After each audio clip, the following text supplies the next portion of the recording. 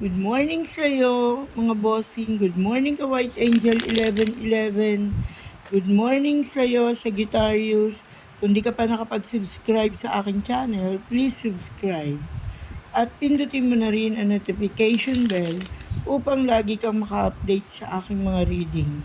Ito ay pick a card lamang ngayong weekly reading sa October 22 hanggang 29 para sa iyong career, kaperahan, at sa pag-ibig.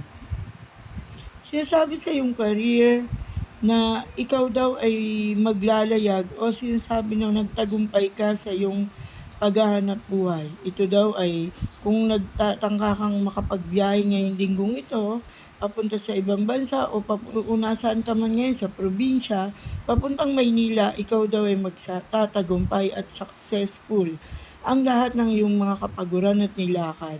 Sinasabi na magiging maganda ang resulta ng iyong career o sa mga nag-o-open ng mga negosyo, lalong-lalo na sa mga nagsisimula pa lamang. Congrats, Sagittarius. Sinasabi sa iyong kaperahan na mahirap ang linggong ito para sa pagpasok ng iyong pera. Sinasabi na marami kang biglang obligasyon na dapat mong bayaran at ang mga naipon at nabinbin pang bayarin.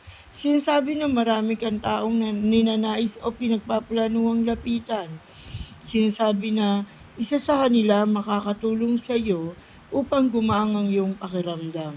Sinasabi na kung ikaw ay naglalayag at nasa malayong lugar, ang iyong ang iyong kinikita ay sinasabing kulang man, ngunit nakaka-survive naman ang iyong pamilyang pinadadalan. At para sa iyong usaping pag-ibig, sinasabi na ikaw daw ay maraming hadlang sa inyong pagmamahalan. Sinasabi na ikaw raw ay nag-aaral pa at ituon mo ang iyong pag-aaral ang iyong isipan sa pag-aaral. Sapagkat ang pag-ibig ay madali namang matagpuan. Para sa mga may asawa o mga mag-partner, sinasabi rito na masyado kang malungkot ngayon dahil sinasabi na ang iyong partner ay may third party, Sagittarius. Sinasabi rito na marami ka ng haka-haka at pagdududa sa iyong puso. Sinasabi na matutuklasan mo rin ito kung kaya't palagi ka manalangin. Bye-bye, Sagittarius. God bless.